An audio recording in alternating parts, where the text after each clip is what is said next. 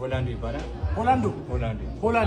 ሆላንዶ እሺ በጣም ቆንጆና ስዊት የሆነ ምግብ ነው። ክትፎ አይደለም ላይክ እንደ ክትፎ ነው። እሺ ሆላንዶ እሺ ላይክ ደግሞ ጣይ ይባላል። ምን ነው ይባላል? ለምንድን ነው የተለያየው? ይሄኛው አሁን ለምን እንደዚህ ያለው? ይሄኛው ደግሞ ጮማ ነው። ቆንጆ ይሄኛው ነብሮ ነው። ነብር እንደ ዋጉ ማለት ነው። ነብሩ ማለት እሺ ይሄኛው ደግሞ ከበርቻት ይባላል። ላይክ ስጋና ሰንበር ዱለት አለው። ስፔሻል ነው። በጣም ጣፋጭ ነው። በጣም ተወዳጅ ነው። እሺ ዱለት ምን ኢንተስታይን ኮሪያም እንደ ክትፎ ምናምን አድርጎ በሽንኩርት በጋርሊክ ምናምን ይበላሉ። በቃሪያ ኮሪያም አላቸው። ላይክ ደግሞ ቦምቦሊኖ ይባላል።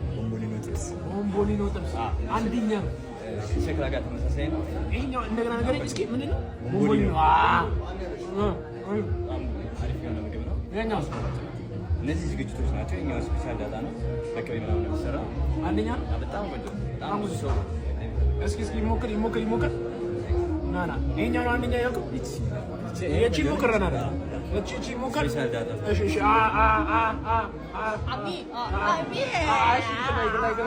ገባ ቆንጆ